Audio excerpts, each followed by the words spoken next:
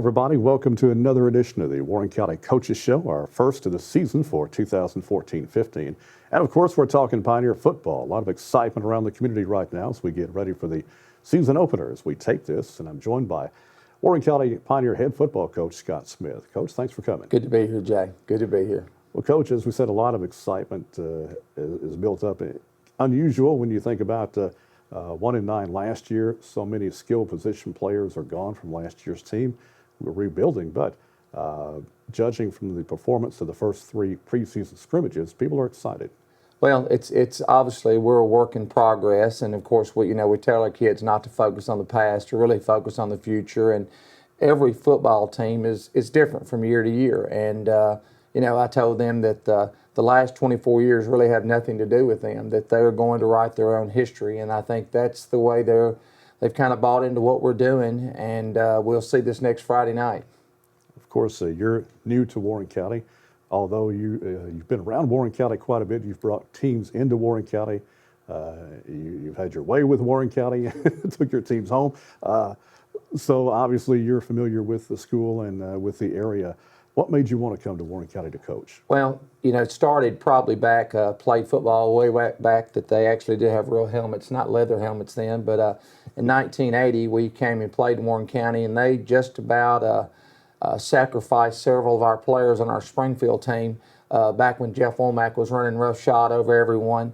And I just remember as a kid when I wasn't hiding, what a great football stadium it was and what a super atmosphere it was. And I've kind of lived around the mid-state all of my life, gone out a little bit to East Tennessee for a while, and I just find myself always keeping up with McMinnville and just kind of really thought that at 50, which I just turned a few days ago, that it was a challenge that I wanted to take on because I like rebuilding football programs, and I think McMinnville's a beautiful place to live. What do you think about the kids that you have right now?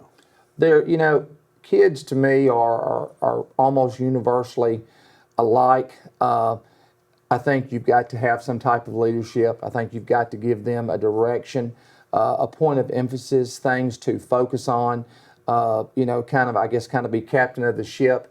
If not, you've got a lot of other people running around. And I think the biggest thing is we've been, with our kids, we've been very patient. We've asked them to do a few things. And so much of that has translated to the football field. And so much is not even about playing a football game. It's just about being a very good human being and being decent to other people and having class and having character. And hopefully we will, the fans will see that on Friday night, as long as, us playing awfully tough. As one who has been to 2 of the 3 preseason scrimmages, I didn't get to go on election night, obviously, but from what I could see, the disciplines seemed to be better. The attention to detail seemed to be a little better.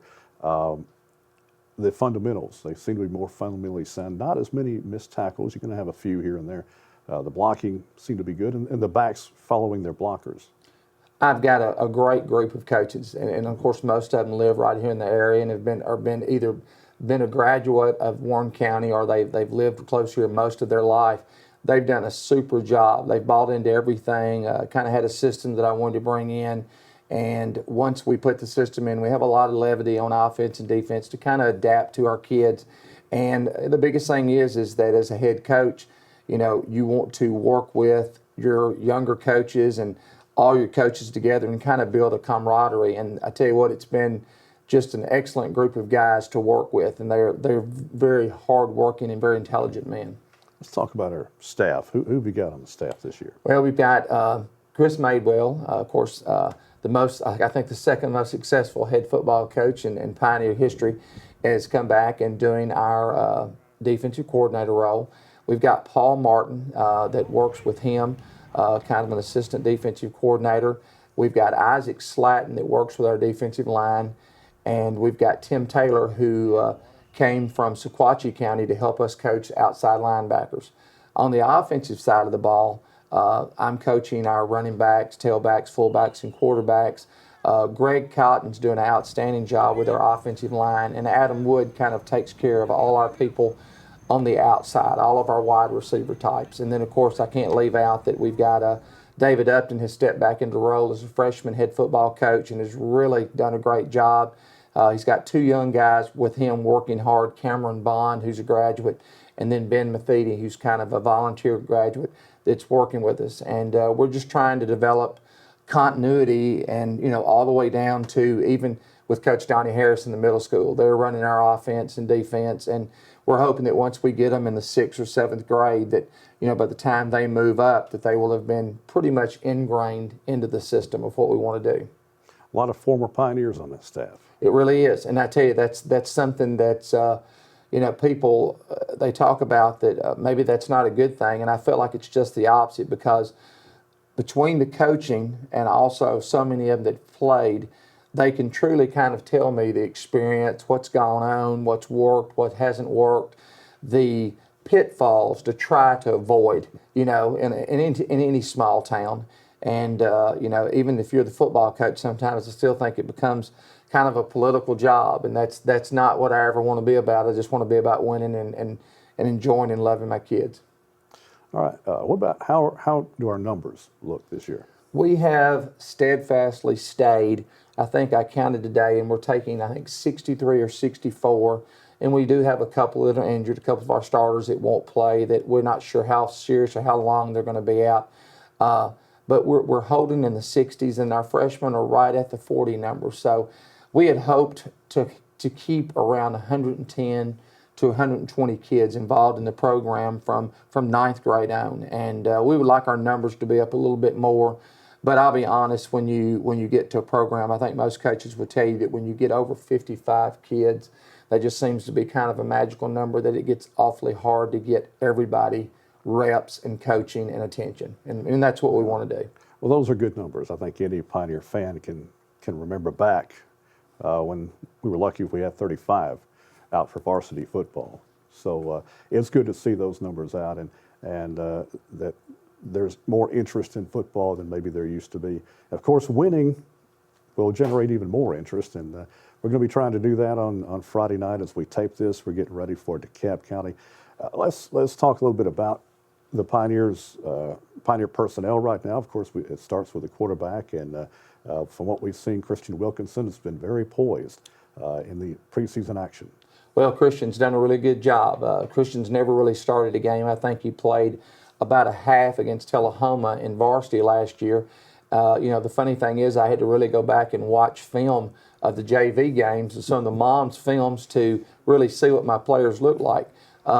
Christian Wilkinson, Hunter Goudat, Ricky King, and then I've also got to add in AD Major, and then Jordan Bonner also kind of play kind of a quarterback dual role for us. Christian has won the role as starting quarterback. Hunter's been hurt. AD's been coming along, was a little bit late from coming in baseball. But Christian has stepped in. He's got a really strong arm, one of the strongest arm quarterbacks I've ever had. And he also makes good decisions, and he's very nimble on his feet. And like I tell him, some of the best decisions Christian makes are making good decisions about not throwing the football and giving us 2nd down and 7 or 2nd down and 6 instead of 2nd down and 15, 2nd down and 20 by taking a sack, throwing an interception. I think so far this fall, he's not thrown, knock on wood, any interceptions so far this year. And when a football team can take care of the ball, both on the ground and in the air, if you're not fumbling, if you're not throwing interceptions, you're going to have a chance to win some football games. I noticed you roll him out a lot, and he's got the ability to find the receiver on the run.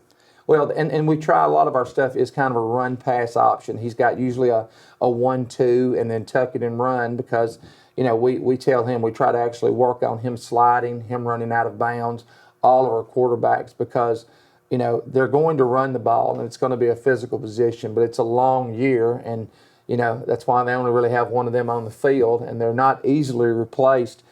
So Christian putting him in a good position, and then, letting him know that it's okay to run out of bounds, letting him know that it's okay to slide, and that is something he's been very coachable. All of our kids have been very coachable, and that really makes it's a pleasure to coach kids that you can coach and have fun with and laugh with. We'll have more with Coach Scott Smith in just a moment.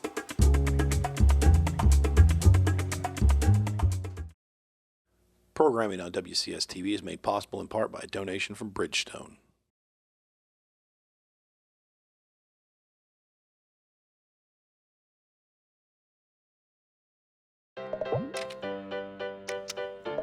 I don't know what's happening.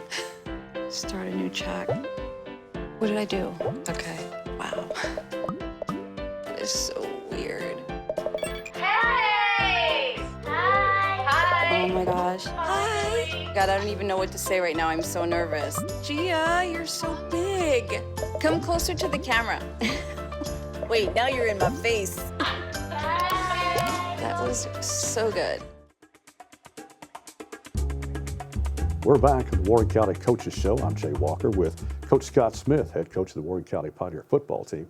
Coach, we've talked about the quarterbacks. Let's talk about the running backs. We have a running back, Bryson Lewis, who has seen some game time, but still waiting to break out, and this may be his year. Well, Bryson coming up was one of the great things I was excited about coming back when I saw him on film, is that, Bryson was a really good middle school player, and he's played behind some pretty good running backs. So I think now's Bryson's turn to kind of shine. I think he's really worked hard in the weight room in the off season. And, and we're blessed right now, and again, say knocking on wood, is that we have a junior, Ricky King, to go along with Bryson Lewis. Jordan Bonner has kind of forced himself into the situation, into the conversation. And then one of our toughest inside running backs, Tristan Reich, is recovering from a back injury. In fact, we're not sure when Tristan's going to get back, but he was Bryson was kind of our outside threat, and Tristan was inside. But we've had several running backs. Jamie Jennings will play some reps. But with Bryson, Raleigh, and Jordan, we feel pretty good at the tailback position right now, that we can rest and not lose a lot when we're tired. Yeah, Jordan put on a show against Giles County the other night. Well, I tell you, Jordan, it's hard to live with Jordan sometimes because he never shuts up, and he always asks questions, and he always wants to know everybody's business. But I tell my coaches that he is almost impossible to get off the field because the role that he fills for us at running back, at fullback, even at quarterback, he's kind of our short yardage running back now. And he is so smart that he allows himself, and he learns football, that he's that guy that middle infielder that you can plug in anywhere, and he fits and makes it work. So he's one of our fullbacks are really kind of special kids to me. And Jordan's one of those kids that really fits into that cog. Casey Taylor's another, Brendan Breedlove, and they kind of make our offense work. They're kind of the glue that holds everything together. So, he's a good kid. And of course, we really hope Tristan can come back. He's a great short yardage back that can turn into a long yardage back, and also very valuable on defense. And that truly is true. Tristan is still recovering from a back injury. Had an MRI the other day. Zach Clark, our starting strong safety, has been injured also all summer long with a kind of a hip flexor, and he is slowly on the mend. We hope that we hope that he's back in 2 or 3 weeks by the time we really get into the meat of our schedule. But, Tristan in the middle linebacker and our strong safety really leave 2 huge holes in our defense. And like I said, Zach was also our starting fullback, the role that's been taken over by Jordan. And so Zach was one of those glue guys. And then Christian could also just fit in anywhere from tailback to fullback. And also he was even going to play some short yardage back for us at quarterback.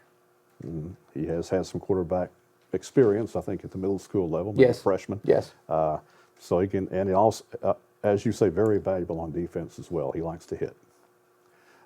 Receiving, who have we got receiving? It's one of the funniest things, Jay, is that I don't think I've ever had a team with as many seniors as we have that have played so little on the varsity level.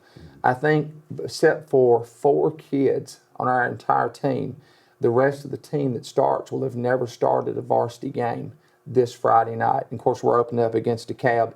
Guys that are solid for us, that are very athletic. Adrian Lusk, big tall kid. Malik Ledette, big tall kid, both fairly fast. Jordan Tidwell, a lot of speed. Ethan Fliss, really great hands. And I know that I always leave them out, but those C.J. Lindsay, Quandre Knowles, we've got this kind of a little group of receivers that kind of rotate in and out. Adrian and Malik probably have the biggest play potential if they catch the ball, they jump really well. They're tall. They can win the 50-50 balls for us, and they've got a little shake and bake when it comes down to it. And they are. It's just hard to believe that we're opening up, and I'm not really sure that any of our receivers have a varsity reception, and our quarterback has only got a few throws under his belt. So it truly we are going to go in from being a scrimmage team to all of a sudden playing a very good DeKalb football team. Right. Of course, the offense can't do anything without a good line. And that is absolutely, that would, if you have to narrow down where we are and what we do and what we're about, the biggest thing that when I came to Warren County was their line play. And it starts with Cody Robinson. When I interviewed for the job several years ago, I wanted to coach Cody so bad. And, of course, now he's at Duke and he comes to our program, and we're just glad when he does. But, we've got 6, 7, 8 guys, I guess, starting with a sophomore, Ethan Stewart, who's a little over 300 pounds, starts for us at left tackle, started as a freshman, so it's good to have him for several more years. We've got Dylan George, who's a senior, who's been a many-year starter in the offensive line. We've got Bryson Cope, who started. He's also over 300 pounds. He's going to be a junior this next year, but started some last year. Jarrett Winfrey at guard, also a senior. And then Brock Watson, who has absolutely come from absolutely nowhere to make himself into a football player. I know that before I came here, they said a year before that Brock came into the weight room and could not do 10 push-ups. And now he is our strongest football player. And he runs very well. And there's, that group, and then we've got several groups behind him, Austin Cantrell, Peyton Blackwell. Like I said, I know I'm going to leave guys out, Tim Thatch.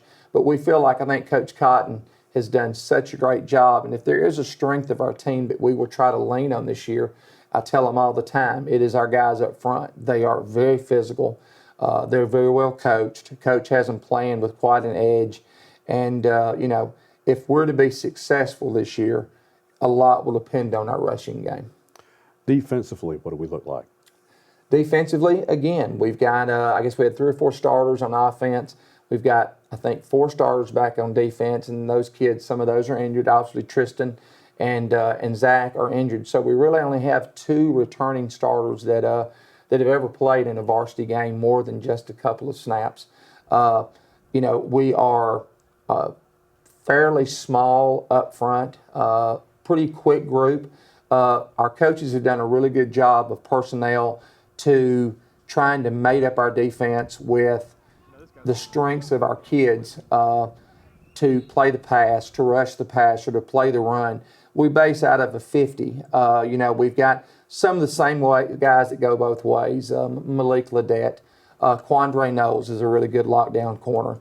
Ricky King plays free safety for us and does a really good job because Ricky's our fastest kid on the football team. So if something does break through, Ricky, they call him Sauce. Ricky's going to run it down. And then, of course, you've got Adrian Lusk, who's also a 2-way player. And then we're trying to Brendan Breedlove has done a really good job for us as a sophomore at linebacker, made some really big hits. And, I guess Chase Fry coming off the edge has had several big licks, and he's just an awfully lot to handle when he's coming off the edge and he matches it with the back. So it's a very young group. We're going to be very multiple on defense this year, and probably will have to stunt more than we want to stop, the run sometimes. But that's what you got to play with the hand that's been dealt.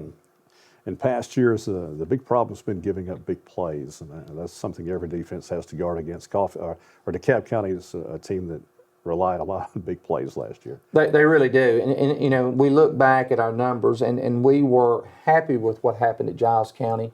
I think we had kids in places to make plays that they should have made, and of course, again, when you are starting from you were a JV player to now you're a varsity player.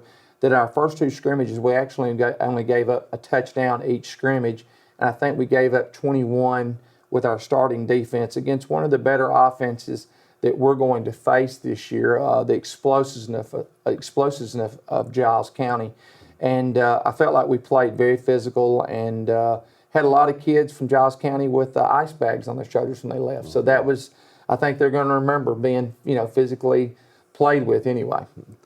And finally, our kicker is a young man who's kind of waited his turn for the past couple of years. Awesome young man, Evan Reynolds, of course, behind the Smith kid. Jacob Morin is also one of our kickers. Evan has a really strong leg, soccer player, both of them are. Very consistent, and at Moore County, that was one of the things we didn't have. We always laugh. We had no soccer, so we onside kick pretty much every time. And I'm not saying that we want onside kick this time, Jay, so you may get upset with that. But at Moore County, our kicker were so bad that even when we weren't trying to onside kick, it looked like we were. Evan has the ability, along with Jacob, to punt as well as kick off. And they can't put it in the end zone, but they do have, like the golfer with one of those wedges. They can put it wherever we want on the field. And Coach Paul Martin, who does our kickoff team, has put in some pretty inventive, kickoff strategies that we're looking forward to trying Friday night. All right, so the lights are about to go on Friday night as we tape this, getting ready for DeKalb County at Smithville. Hope everybody will go. And, Coach, best of luck to you and the Pioneers this season. Thank you. Let's go Pioneers. And that's going to wrap it up for this edition of the Warren County Coaches Show. I'm Jay Walker. We'll see you next time.